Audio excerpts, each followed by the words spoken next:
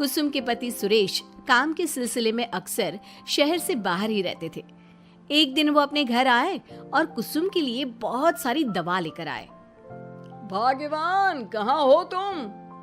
अरे आ गए आप। इस बार बहुत दिनों में आए, और मैंने आपको जो घुटनों के दर्द की दवाई लाने के लिए कहा था वो तो लाए हैं ना आप? हाँ हाँ, तुमने जो भी कहा था वो सारी चीजें ले आया हूँ। बस अब एक गिलास पानी तो पिला दो। सुरभि, एक गिलास पानी तो लाना। सुरभि जल्दी से पानी लेकर आती है। सुरेश सुरभि के सर पर हाथ रखता है और उसका हालचाल पूछता है। बहू, ये तुम्हारी सास के लिए मैं कुछ दवाई लाया था, तुम देख लो ये दवा। तुम्हारी सास तो है भुलक्कड़, किसी और दवाई की जगह कोई और दवाई खा लेगी तो लेने के देने पड़ जाएंगे। सुरेश एक एक करके सुरभि को दवाई बताने लगा।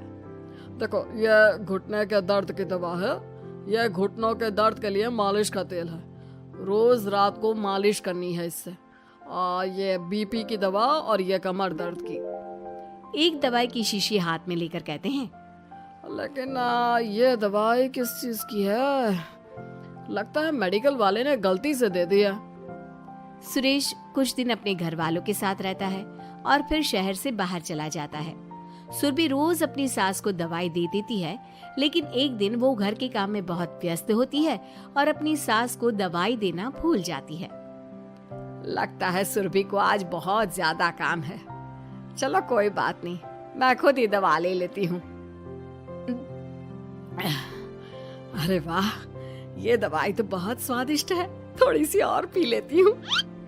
इस तरह कुसुम थोड़ी थोड़ी करके हंसते वाली दवाई की पूरी बोतल ही पी लेती है। माँ जी, आज मेरे मायके वाले आ रहे हैं, भैया का फोन आया था। क्या कहा, मायके वाले? अरे तो तू यहाँ क्यों खड़ी है? खाने में कुछ अच्छा सा बना ले।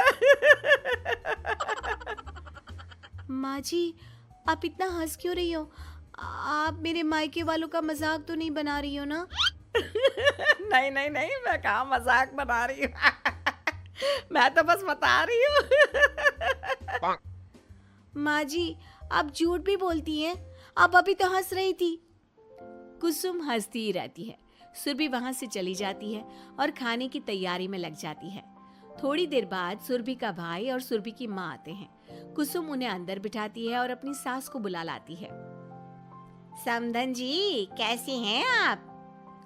मैं तो ठीक हूँ।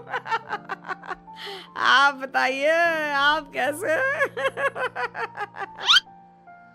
आंटी जी, आप इतना हंस क्यों रही हो?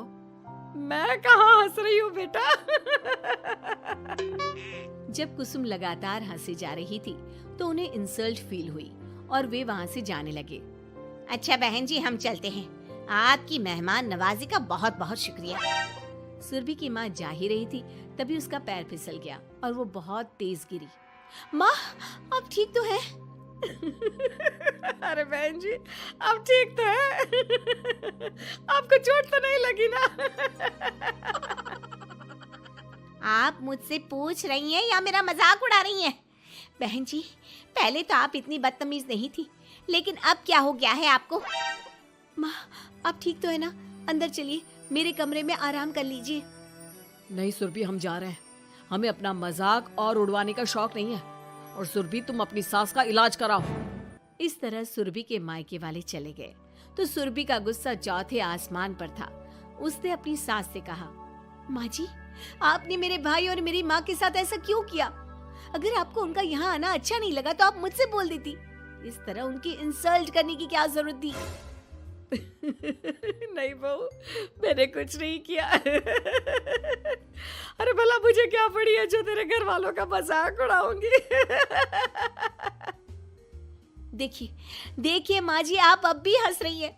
आपसे तो बात करना ही बेकार है। सुरभि वहां से चली जाती है। अगली सुबह सुरभि को बहुत तेज बुखार हो जाता है और कुसुम उसे आवाज लगाती हुई उसके कमरे में जाती है। सुरभि, सुरभि, क्या हुआ? अभी तक सो रही हो तुम? क्या हो गया? माँ जी, मुझे बहुत तेज बुखार आ रहा है। अच्छा ठीक है, ऋतिक को बुलाती हूँ। माँ जी मुझे बुखार आ रहा है और आप हंस रही हैं। अरे नहीं बहू, मैं कहाँ हंस रही हूँ। वो तो मेरी हंसी रोक ही नहीं रही है। माँ जी जब आपकी तबीयत खराब होती है तो मैं आपका कितना ख्याल रखती हूँ और आप मुझ पर हंस रही हो। चले जाओ आप यहाँ से। बहू सुन तो सही। नहीं माँ जी आप जाओ यहाँ से। अब तो आपके बेटे ही आपसे बात करेंगे और मैं पापा जी को भी बताऊंगी कि आजकल आप क्या कर रही हैं। जब ऋतिक घर आया तो सुरभि ने उसे सारी बात बताई। मुझे तुम्हारी बात पर विश्वास नहीं हो रहा। माँ तो तुमसे बहुत प्यार करती है, फिर वो तुम्हारा और तुम्हारे घर वालों का मजाक क्यों उड़ाएंगी? खैर अभी छोड़ो इस बात को, अभी तो तुम मेरे साथ चलो, तुम्हारी दवाई ले आते हैं। कुछ दिन में सुरभि ठीक हो गई। एक दिन ऋतिक को पता चला कि उसके मौसी के बेटे राहुल की तबीयत बहुत खराब है, तो वो अपनी माँ और पत्नी को लेकर हॉस्पिटल पहुंचा। मौसी जी कैसे हैं राहुल भैया? बेटी इतने दिन हो गए मेरे राहुल को बीमार हुए, लेकिन उसकी तबीयत में कोई सुधार नहीं आ रहा। अरे छोटी, हुआ क्या है राहुल बेटे को? कुछ बता तो सही। माँ आप हंस क्यों रही हो? कहाँ हंस रही हो बेटा? मैं तो अपनी बहन के बेटे के लिए परेशान हूँ। माँ ये क्या तरीका है? रहने दे बेटा, ये तो मैंने सुना था कि मुसीबत में साया भी साथ छोड़कर चला जाता है। आज मैंने देख भी लिया। अरे नहीं बहन, मैंने ऋतिक और राहुल में ना कभी कोई फर्क नहीं किया। फर्क तो दिख रहा है कुसुम दीदी। अगर आपकी बेटे की तबीयत खराब होती तो आप ऐसे हंसती क्या? ऋतिक बेटा ले जा अपनी माँ को यहाँ से। ऋतिक बहुत गुस्से में अपनी माँ से बात करने लगा, लेकिन कुसुम तो सिर्फ हंसे ही जा रही थी। ऋतिक ने अपने पापा को फोन करके बुलाया और उन्हें सारी बात बता दी। बेटा तेरी माँ तो अपने घर वालों से बहुत प्यार करती है और वो बहुत समझदार है। वो ऐसी हरकत कभी नहीं कर सकती। जरूर कोई ना कोई बात है। कल मैं उसे डॉक्टर के पास ले जाऊंगा। शाम को खाना खाने के बाद सुरभि कुसुम को दवाई देने के लिए गई तो उसने देखा कि दवाई की वो बोतल तो बिल्कुल खाली थी जो सुरेश गलती से ले आया था। सुरभि ने वो बोतल सबको दिखाई। अरे ये दवाई तो गलती से आ गई थी और मुझे तो पता भी नहीं कि ये किस मर्ज की दवाई है। कुसुम क्या तुमने ये दवाई पी थी? हाँ जी, एक दिन जब वो काम में लगी थी ना तो मैंने ये दवाई पी कर देखी थी। मुझे दवाई बहुत स्वादिष्ट लगी तो मैंने सारी पी ली।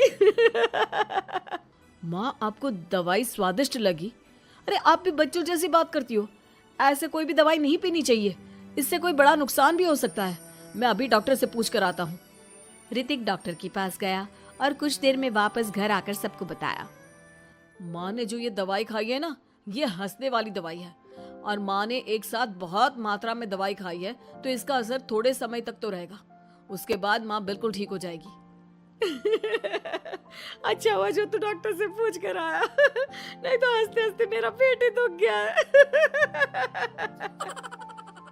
तुम जब तक पूरी तरह ठीक नहीं हो जाती घर पर ही रहना और घर पर कोई मेहमान आए तो उससे बात मत करना। आप ठीक कह रहे हो, मैं ऐसा ही करूंगी। अब मैं बिल्कुल हंसूंगी। कुसुम की बात सुनकर सभी हंस पड़े।